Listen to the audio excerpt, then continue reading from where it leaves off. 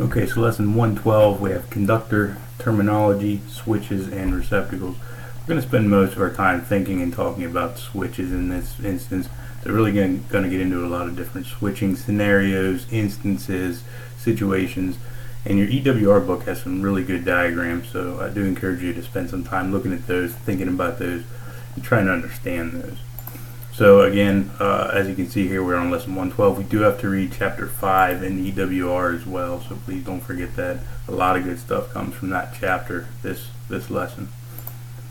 So I want to get right into switch types. Okay, we're going to have, and I'm going to focus on 4 main types. There are some others, but a little more specific. But the 4 main that I think we all would see every day, you're going to have a single pole, single throw, single pole, double throw, double pole, double throw, and double pole, single throw. So that all sounds great, but we got to wonder, what does all that mean?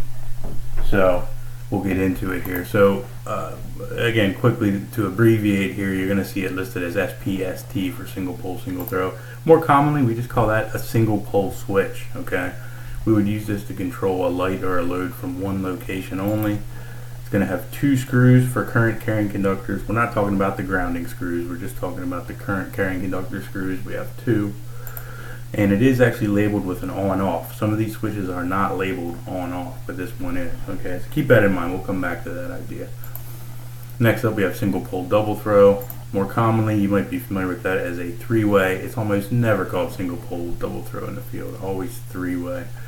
That's going to have 3 screws for connection of current carrying conductors. Some people remember they equate the 3-way with 3 screws. And this one's not labeled with on and off, and I'll talk about that here in one of the upcoming slides.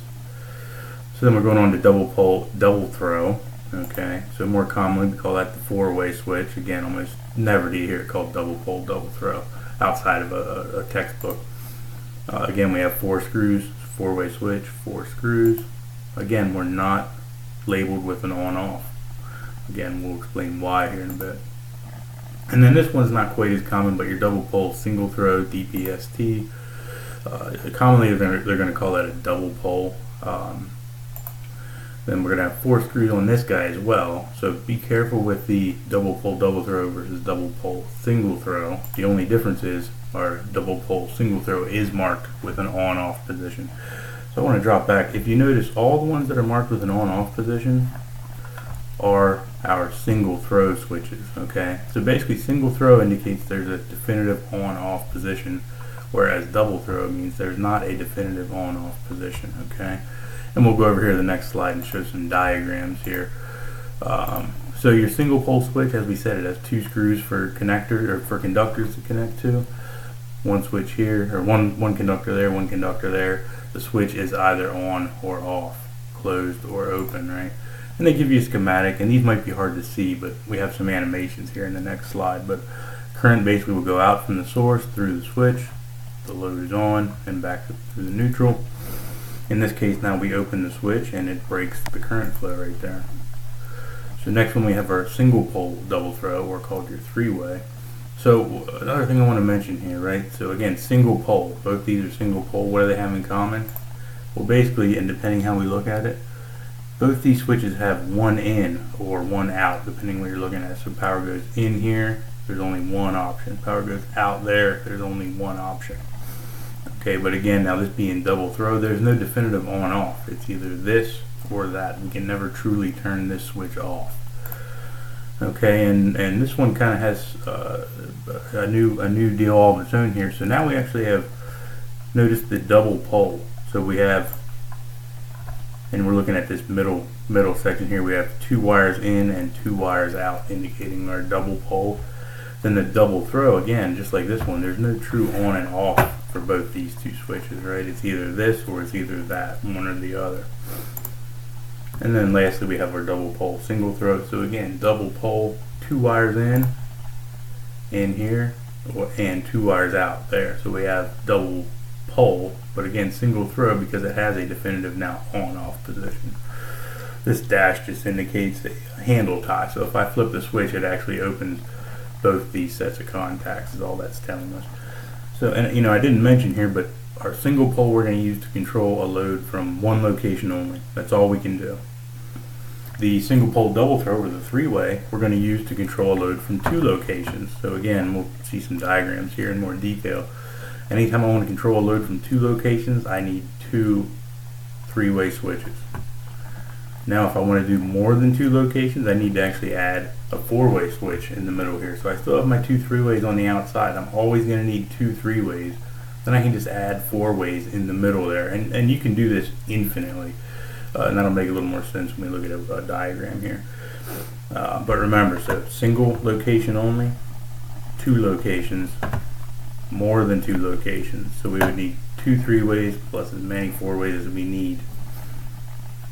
And then this will be used to control either two loads or a two-pole load. So like a baseboard heater, for instance, has a thermostat that's actually a two-pole switch. We have two hots feeding it. Okay.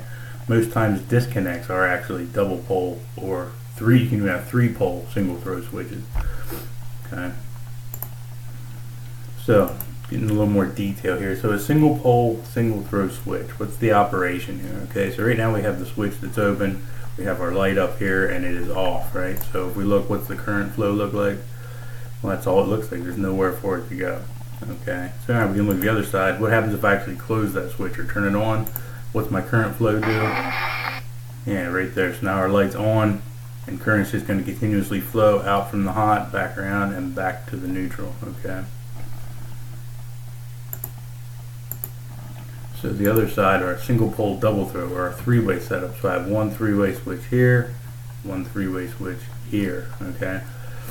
One thing I want to notice I didn't point out is every three-way switch actually has one screw that's different than the other. Some guys call it the point wire, the common wire, the common screw, whatever you want to call it. But there's always one that is going to be different than the others. Okay, so in this case it's colored black, and usually it is. You have two gold screws and a black screw. So what you got to think about here is every three-way switch scenario, you need your power coming in to go to one common. You need the wire going out to the light to be the other common. Whatever you do in between, we really have some options, but that is a must. That's a good starting point for you. So again, we're going to look here. Where's current flow? Okay, nowhere to go. The light's off. What happens if I flip that switch up to here? Of course, now current flows, the light's on. And the idea here is you can flip any one of these switches. It's going to change the state of that light. So let's flip this one now. Now the light's off. Nowhere to go. No complete path. Flip the next one, and what do you know? Light turns on, right? So next up here, we're going to add in a four-way switch. Okay, so it's really the same setup. We still have a three-way here, three-way there. Here's our four-way switch we threw in the middle here. And again, you can do this as many times as you want. You can have as many four-ways in the middle there as you want, as long as you have a three-way on either side. Okay. So again, let's watch current flow here.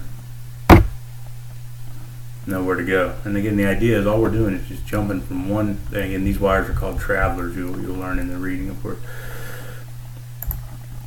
So we flip the middle four-way. It actually switches these two connections. Now we have a complete path for current flow.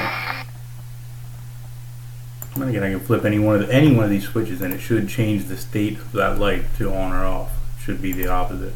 Switch this one over here. Now we've completed the circuit again. We have current flow. So pay attention in your EWR. There's a ton of great examples and different wiring methods that they use that are very important and very good. They have great diagrams. Try to wrap your head around as many of those as you can. So next up, a little bit lighter stuff here, but NEMA plugs. They have some NEMA designations. It's a way to describe different plugs. We have all kind of voltages and amperages and different configurations. So what do all these letters mean? So in this case we have L15-30P. So the first category is an L. Okay, an L indicates it's a twist lock receptacle. Blank indicates straight blade. Here's your straight blade. Here's your twist lock, okay, or locking. So you're either going to see an L or just nothing at all there. So number 15 here, that's actually just the type, and there's a infinite amount, well, not infinite, but a huge amount of different types and voltage ratings and number of poles. So how many prongs does it have? What's the voltage? All kind of different things like that. And this is just an example of what's available for straight blade. So I don't really need you to know exactly what that 15 means necessarily, but that's the type. So that indicates voltage and number of poles. Okay, then we're always going to have a dash. After the dash we have amperage. That number here represents amperage. That's a 30 amp plug in this case. And then in this case we have a P, but it could be a P, a C, or an R. P equals a plug, C equals a connector, and R equals receptacle. So here's an example of P for plug, C for connector, and R for receptacle here. Alright. And then last but not least, this is important stuff here. I don't think it's too mind-boggling, but very important to understand this, because in our next lesson with GFIs we're going to talk about these different conductor terms in great detail, so we need to understand what they mean. So your first is an ungrounded conductor, then we have a grounded conductor, and then grounding conductor. Be careful on these two, obviously very close, easy to trip up. So more commonly, an ungrounded conductor means hot. My hot wire is not connected to ground. If it was, it would trip. Okay, it'd be an arc fault. What color can that ungrounded conductor be? Basically anything besides green, white, or gray. I've made them black, red, blue here. That's a very common color scheme. Brown, orange, yellow is another common color scheme. But the reason we can't be white or gray, because our grounded conductor, which is otherwise more commonly known as your neutral, that must be white or gray. Therefore our hots cannot be white or gray. And you probably see where we're going here. So grounding, the only one left is the actual ground conductor. Okay. The color of this can be green, or green with a yellow stripe is actually more of a European setup, but that's fine too. Or as with Romex wiring, actually a bare copper wire as well, or aluminum wire. So yeah, again, your ungrounded is hot. That's not connected to ground in any way. Grounded, believe it or not, and we'll talk about it in the next chapter, your neutral was actually intentionally connected to your ground. We'll get into that in great detail here next lesson. But anyway, keep these terms squared away, because these are going to be used pretty interchangeably throughout the next couple chapters. Ungrounded is hot, grounded is neutral, grounding is ground. Again, spend significant time on these switch diagrams. Very important stuff. It's fairly complicated, and but again, it's very important and pretty common here as well.